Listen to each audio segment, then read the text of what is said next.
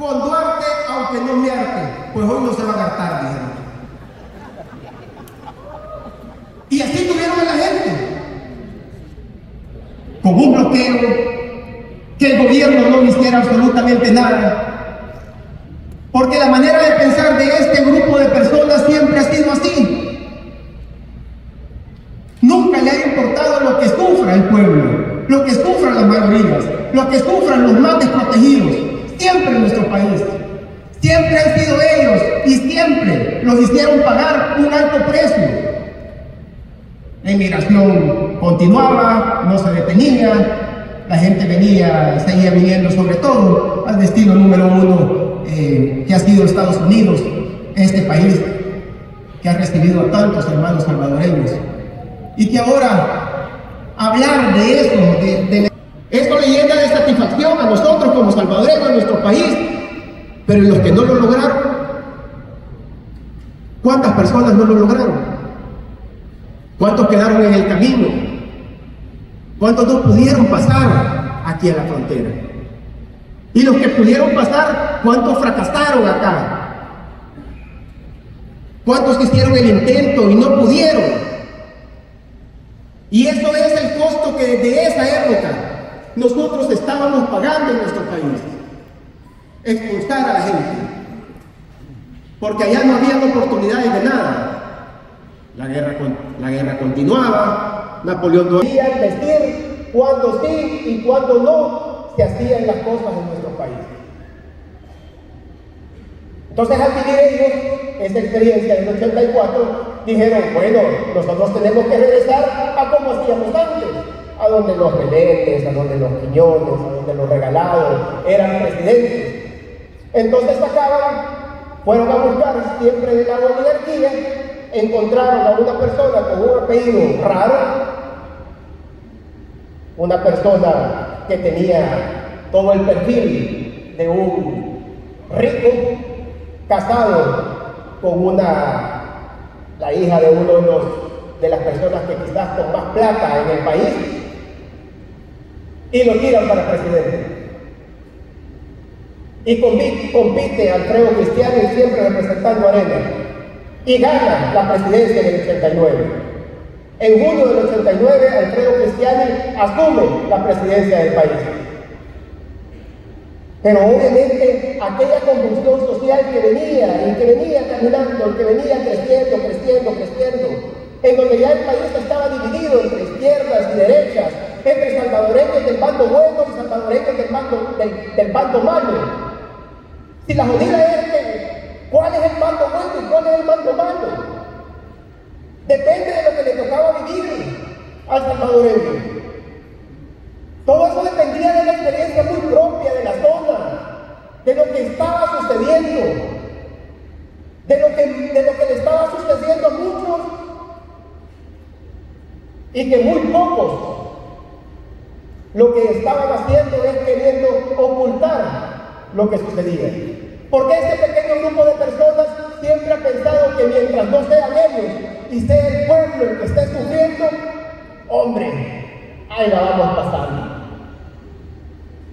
Mientras el hambre esté en las mayorías, tranquilos, así son las cosas. En todos los países hay problemas. Poco a poco vamos a ir saliendo adelante. Mientras los muertos que ponía el ejército y que ponía la guerrilla, que ambas eran gente del pueblo, eran gente de cantones, eran gente de los pueblos, alrededor de los 14 departamentos de nuestro país. Mientras ellos estuvieran poniendo los muertos, no había ningún problema. Había que seguir adelante. Cuando Cristiani asume, en junio del 89, la guerrilla, ustedes lo saben, 5 meses después de asumir, en noviembre, deciden enviar la ofensiva final. ¿Y qué es lo que hace la ofensiva final? Llevar la guerra a la residencial donde vivían todos estos políticos, donde vivía el presidente, donde vivía la gente de dinero. Y llevan la guerra a la Escalón, a la San Benito, a la colonia San Francisco, y se afligieron. Ese pequeño grupo de personas se afligió y dijo, miren, mientras la guerra estaba allá, en Mosquitala, en Chalatenango, allá en Morazán, en Cabañas, ahí no había ningún problema, ahí hagan la guerra, no hay ningún problema, pero ¿por qué se vienen a meter aquí? Que no es de que aquí nosotros tenemos a nuestros hijos, a nuestros familiares. Ven qué bonito, como dice aquel.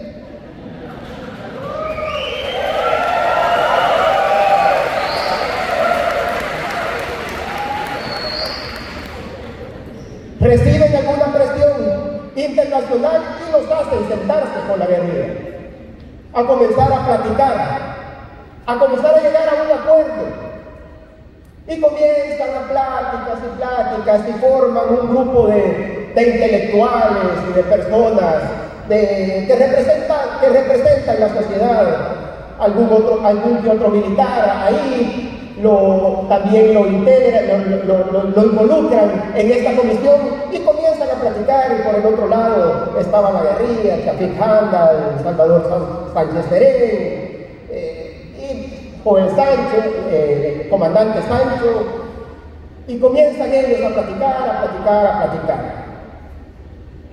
El 31 de diciembre de 1991, nosotros estamos terminando el año en el país y nos llega la noticia que habían llegado a un acuerdo.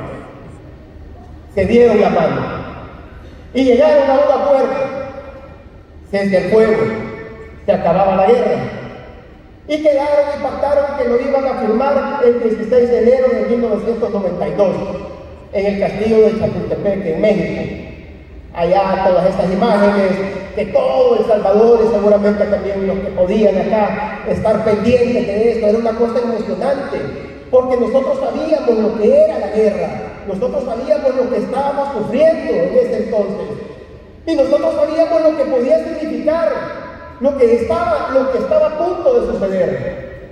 Llegaron, firmaron, se dieron la mano. El presidente Cristiani se baja y le da la mano a cada uno de los comandantes guerrilleros. Y en el país todo el mundo celebrando. Y estábamos contentos con lo que se había logrado. Pero en realidad nosotros no habíamos logrado entender qué es lo que se había logrado. Porque ahí, en ese momento, a pesar del cese al fuego, porque eso es lo que hicieron, fue un cese al fuego no por el hecho de querer salvar a la gente más desprotegida en nuestro país, sino que porque ya los estaba amenazando a ellos en las zonas en donde no debería de haber guerra. Hacen un cese al fuego y hacen un pacto de corruptos. Hacen un pacto de corruptos. Disolvieron, o sea, quitaron, eliminaron a la Policía de Hacienda, a la Guardia Civil, y hicieron una de las traiciones más grandes que también se ha visto en la historia del país, después de haber ocupado a los militares como sus cuidaderos. Vendieron a la Fuerza Armada. En 1992 vendieron a la Fuerza Armada, a pesar de que un militar que después terminó siendo diputado por Arena integraba esa comisión. No hicieron nada, así les pagaron a los que siempre habían cuidado de sus fincas. Y crearon a la Policía Nacional Civil y la Procuraduría de Derechos Humanos, entre otras instituciones. La Policía Nacional Civil en ese entonces la conformaron excombatientes de la guerrilla y excombatientes de la Fuerza Armada. Y comienza esa época de posguerra. Y también algo muy importante que sucedió en ese pacto de corruptos es que le dan un espacio en la sociedad civil, en un espacio civil y político a la guerrilla. Y nace en 1992 el FMLN como partido político. Ahí, todo eso fue el pacto que ellos hicieron. Aquí inicia esa etapa de posguerra que les decía anteriormente. Si la fregada era de que de un día para otro la Fuerza Armada, la Policía de Hacienda, la Guardia Nacional y muchos guerrilleros se quedan sin hacer nada. Porque ellos lo único que hacían es hacer, lo único que sabían hacer es hacer guerra, es andar armados. Ellos se desarticulan, muchos de ellos guardan sus armas y se preguntan seguramente, ¿y ahora qué vamos a hacer? No tenemos trabajo, ¿qué es lo que vamos a hacer? Y se comienzan a agrupar y se comienzan a organizar entre ellos. En esa época nacen bandas de secuestradores, personas que comenzaron a extorsionar, bandas de robabancos, y todos estos eran de lo que había quedado ahí. Y también inicia otra vez ese fenómeno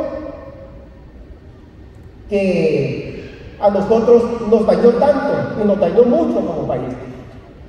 Comenzaron a deportar salvadoreños de una forma diferente. Y esos salvadoreños que llegaban a nuestro país eran salvadoreños que se vestían de una manera rara, que hablaban de una manera rara, y llegaban a sus colonias, llegaban allá a Soyapango, a Ilopango, a Mexicanos, a San Marcos, comenzaron a llegar, a regresar deportados. Comenzaron a enviarnos pandilleros. Y los gobiernos de turno no les quisieron prestar atención. No hicieron absolutamente nada. Porque ellos estaban enfocados en otras cosas. Privatizaron todo lo que podían privatizar. Privatizaron los bancos. Y los bancos fue una cosa, miren, es que ellos, si hay algo que tienen los areneros, es que son genialmente ladrones.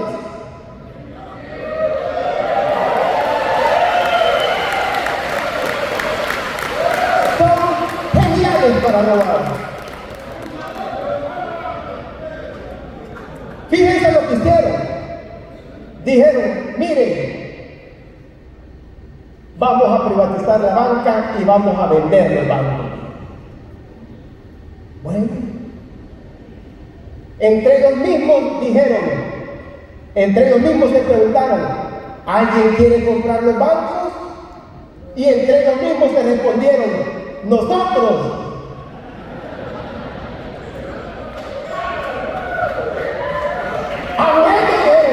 Ya tenemos compradores.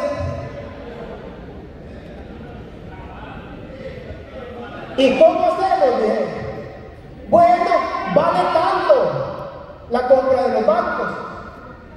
Los vendemos en tanto. No hay problema, dijeron, nosotros los compramos. Pero eso sí, nos podrían hacer un favor. Hablando entre ellos, ¿nos podrían hacer un favor? Sí. Nos podrían dar un préstamo para comprar los bancos. ¿Y saben qué les dijeron? Sí, no sacaron ni 5 de sus bolsas. Se prestaron, compraron. ¿Y saben qué?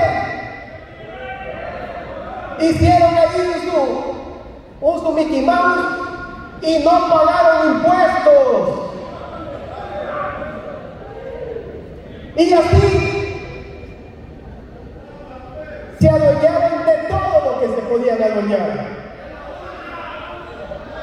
Por eso es que uno se pone a pensar, pero miren, si es que era tan básico el ver a las personas que nos estaban mandando, que eran unos delincuentes, en esa época las peleas estudiantiles en las paradas de buses se comenzaban a dar, colegio con colegio, no se podían ver. Se sacaban los niños y se comenzaban a dar hasta casi matarse. Con cuchillos se mataban y esas eran las noticias que nosotros veíamos todos los días en nuestro país. Los jóvenes matándose entre jóvenes. Pero ¿para qué iban a hacer algo? nosotros mientras ellos robaban? ¿Por qué íbamos a estar concentrados en otras cosas? Que se maten, hombre. Nosotros tenemos mucho que robar, así lo decían ellos. Y así lo hicieron, y así lo demostraron. Y así pasaron los primeros 5 años de Arena. Vino el siguiente periodo de Armando Calderón.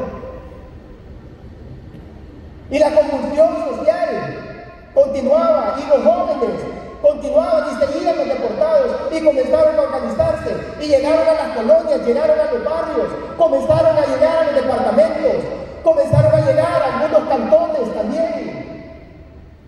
Todos estos delincuentes, y encontraban esos dineros naturales en la juventud de los jóvenes, y nadie hizo nada, porque seguían robando.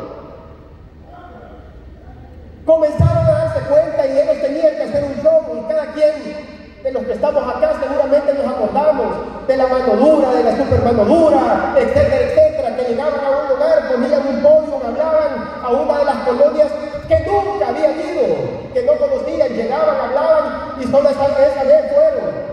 Nunca más regresaron ahí y volvían a dejar tirar a la gente, comenzaron a dejar y entregar los territorios a las pandillas. Llegaron y así pasaron el tercer periodo. Llegó el tercer periodo de los gobiernos de Arena con Paco Flores, un presidente que cuando tuvimos un terremoto donde perdimos salvadoreños, se robó. Es que no solamente son ladrones, son sinvergüenzas. ¿Cómo es posible?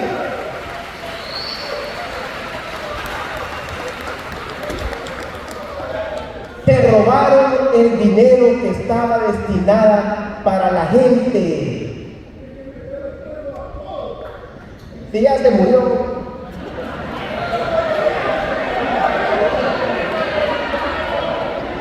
El único dinero que nos queda está huyendo ahorita.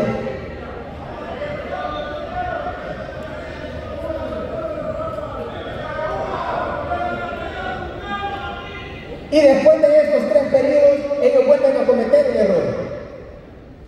Arena vuelve a cometer un error. Y deja que se les cuele Tony Saca. Pues Tony Saca era un colado. Así lo veían ellos. Lo que pasa es que no lograron entender en el momento. Una persona de clase media baja, todos lo recordarán, bueno, ahora todos lo recordamos por ladrón, pero antes él era el que salía en un canal de televisión narrando partidos de fútbol, en la radio, muchacho joven que se comienza a superar, se hace empresario, llega a ser presidente de la Asociación Nacional de la Empresa Privada, de la NEP, y se les juega. Y se hace presidente. Y como este no era parte de esa oligarquía, este dijo, yo voy a robar solito. Y no lo pudo entrar. Le puso alto. Y no lo dejó entrar. Y ahí dijeron ellos, aquí nos volvimos a equivocar. Pero ya estaba subido en el macho. Ya el país ya no aguantaba esos 20 años de Arena en donde todo el mundo veía que robaban y nadie hacía nada. Todos los poderes fácticos eran cómplices de eso. Todos. Traicionando al pueblo, traicionando a las mayorías, traicionando a nuestro país. Y en ese momento, a pesar de que con Paco Flores, con Calderón, con Tony Saca, El FMLN, que venía convirtiéndose en la segunda fuerza política del país, siempre le metían un contrincante a Facundo Guardado, Rafik Handal, y perdían. Entonces el FMLN tomó una decisión: nosotros no vamos a ganar con un guerrillero. Y jalan a un presentador de noticias que tenía fama de ser ahí medio izquierda y que vean, porque de eso se disfrazan un montón. Hay un montón que se quieren disfrazar así, que son medio izquierda y que aquí y que allá, pero cuando ya están en el puesto se les olvida de dónde vienen. Y nace la esperanza, nos dijeron a los salvadoreños, y ahí nos fuimos con eso.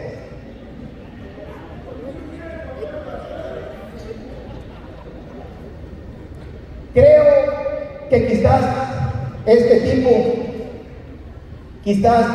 representa una de las traiciones más grandes también que se han dado en nuestro país por parte de una persona, porque el país confió en él.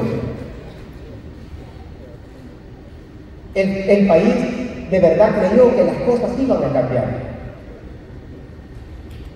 Tenía esa leve esperanza. Dio su discurso y después de ese discurso se le olvidó todo. Mauricio Funes a la presidencia, ya las pandillas dominaban completamente el territorio, completamente. Ya los asesinatos estaban a la orden del día. Ya te asesinaban por un celular, te asesinaban por haberte equivocado en la ruta de bus, literalmente.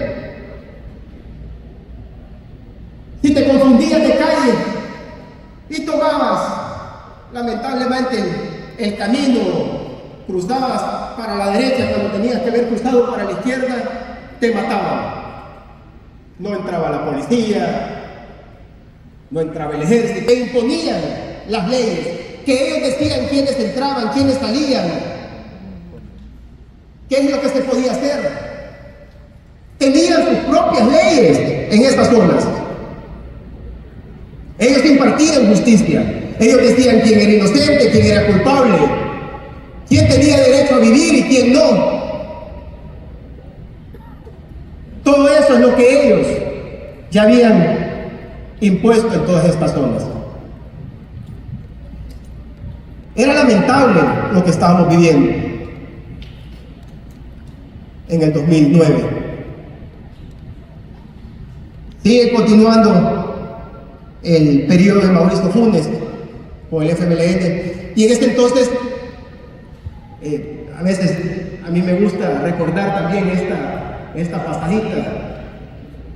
Yo tenía un amigo, nosotros nos habíamos conocido en el 2003, habíamos hecho ahí, nos habíamos conocido por cosas. Yo en esa época tenía una distribuidora de bebidas y vendía en los supermercados y todo.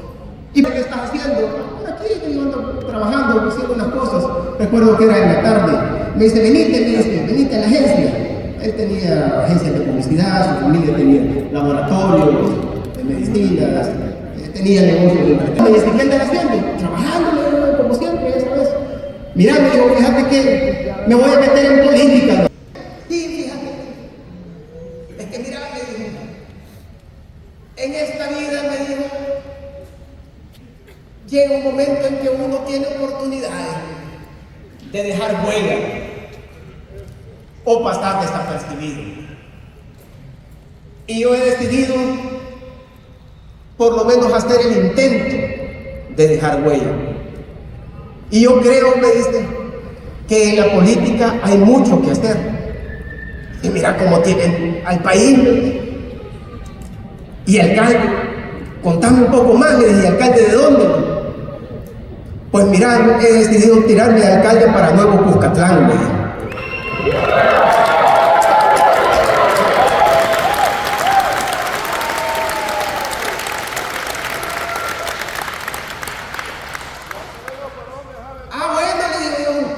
Te felicito, le dije, ojalá que te vaya bien, que tengas éxito. No, me dijo, espérate, me dijo, yo te quiero contar que me voy a tirar para alcalde y también te quiero comentar de que vos me vas a acompañar también en esto.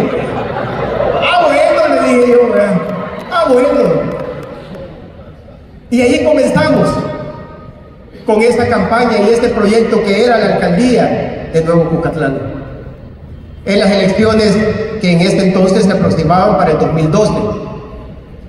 Y se comenzó a trabajar. Y algo que a mí me gustó mucho, y hay alguien que puede dar también fe y testimonio de eso, porque también estuvo en esos primeros días, también cuando estuvimos ahí. Y comenzamos a hablar de una campaña que yo como salvadoreño, como ciudadano de mi país, yo nunca había escuchado, porque uno acostumbraba a ver que decían que los políticos lo que llegaban es que solo llegaban en bus y salían en carro. Entonces, no queda duda de que todos ladrones, y de repente estaba con Nayib. Y decía, bueno, vamos a hacer, y lo primero que vamos a hacer, vamos a montar una clínica municipal en donde pueden llegar todas las personas del mundo. Costaba que entraran los carros. Era un municipio de 10,000 personas, 15 kilómetros cuadrados, no tenía agua, no tenía servicios básicos, echaban agua en ese municipio 2 veces a la semana y cada una de estas veces eran 45 minutos. El agua,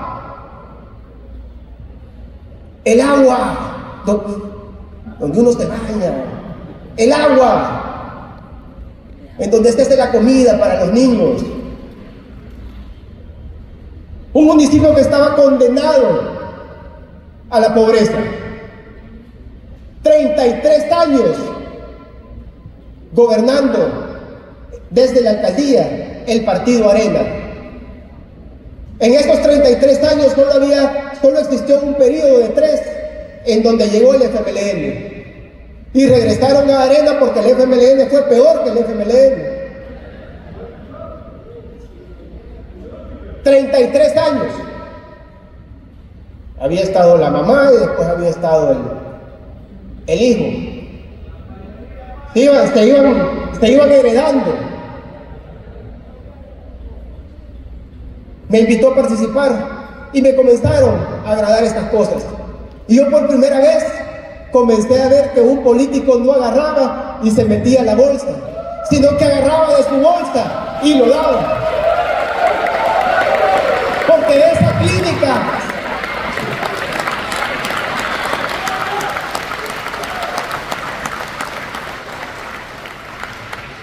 en ese entonces el presidente de ANA del gobierno de Mauricio Funes se llamaba Marcos Fortín, y nosotros le rogábamos que por favor le pusieran agua al municipio. En esa zona habían hecho un chanchullo entre varios empresarios y el gobierno que habían comprado y habían aportado y se lo pusieron. Y comenzamos a pelear por esto. Y ellos siempre nos decían, es que lo que pasa es que en Nuevo Cucatlán no hay agua, ¿y qué quieren que hagamos? Pues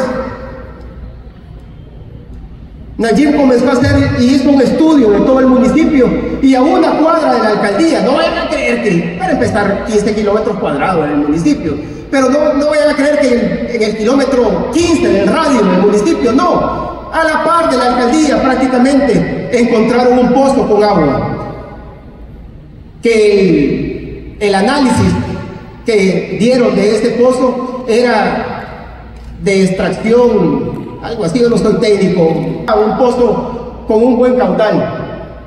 Entonces, tuberías en todo el municipio, en el casco, que era donde estaba viviendo, donde vivía la gente pobre de Nuevo Cucatlán, y se metió agua. ¿Y saben qué pasó cuando se le comenzó a dar agua a la gente?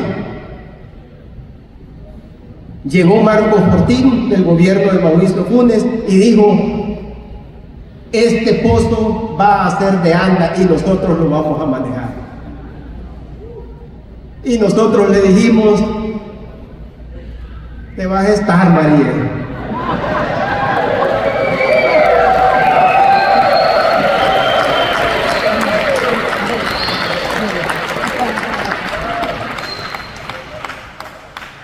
Yo he sido testigo de las luchas,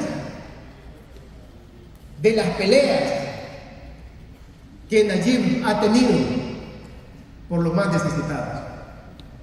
Desde que inició Gracias a Dios, yo he sido testigo, yo puedo dar testimonio de eso. Y esa fue solo una muestra de todas esas cosas que se hicieron. Se mandó a hacer una calle que conectaba Nuevo Cuscatlán con una de las zonas. De repente en El Salvador la gente comenzó a donde quedaba Nuevo Cuscatlán. Lo invitaron a porque a la gente le pueden quitar el trabajo, le pueden quitar dinero, pero cuando a la gente le roban también la dignidad, le roban la esperanza, le roban las ganas de seguir adelante, de ser una mejor persona, de ser una mejor sociedad, de ser un mejor país. Eso es lo que más nos robaron los gobiernos de Arena y del FMLN. Llegaban a Don Herston, buenas noches, Don Medardo. Y como usted hay algo que saben hacer, es de lo que hay.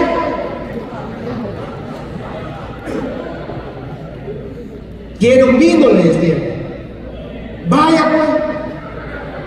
pues. ¿Y de cuál prefiere? Del que usted diga. Pobrecito. Y a cada uno de ellos nos comenzaron a agarrarnos. Y teníamos un presidente que andaba de mujer en mujeres, drogándose, robando, con toda su patatilla de amigos. Algo que ha quedado completamente comprobado. Y el desastre del FMLN, pero ¿saben qué? Es que nos equivocamos, hombre. Trajimos a uno de afuera. Ahora vamos a poner a uno de adentro. Y hicieron un concurso que como que era, elijamos al peor de todos estos. Es que miren, parece broma, pero pongámonos a pensar. Si es que de verdad no existía uno peor, no existía.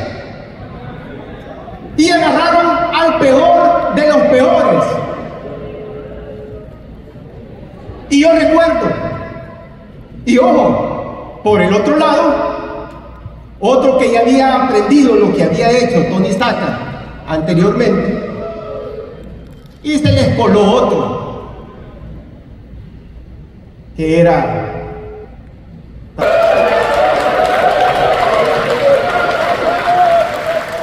que en ese entonces era un político bien evaluado. No había hecho tan mal un trabajo en la alcaldía de San Salvador. Era un político que ya, de hecho, ya estaba en la segunda vuelta de alcaldía. Era una persona que bien evaluada, contra el peor. Y fue una campaña bien atípica, porque a Sánchez Serén lo que hicieron fue esconderlo, literalmente. Y Norman Quijano, él hizo todo lo posible por perder. ¿Saben qué es lo que ustedes no han logrado entenderles? Que esta persona de la cual usted, de un pueblito chiquito que nadie conocía, 2 años después va para la capital a competir a la capital. En una campaña, yo siempre he dicho, compitió contra 2 contrincantes. Primero contra Norman Quijano y después contra Edwin Zamora. Porque cuando vieron y midieron que Norman Quijano no iba a poder, lo hicieron a un lado y lo recibía con cariño. Que la gente le abría los brazos, que la gente los comenzaba a escuchar, que comenzaba a interactuar con la gente, con el pueblo, con las mayorías. Y eso no le gustó a un montón de grupos, a un grupo de gente que seguía dominando nuestro país. Que tenía en ese momento, los que estábamos en ese proyecto, que gracias a Dios continuamos en este proyecto, nunca habíamos sido políticos, nunca. Pero experiencia política mínima, 0. Es la que se estaba adquiriendo a partir de que se había llegado a Nuevo Cuscatlán. Y el día de las elecciones, nosotros vivimos una experiencia que ahora, viéndolo para atrás,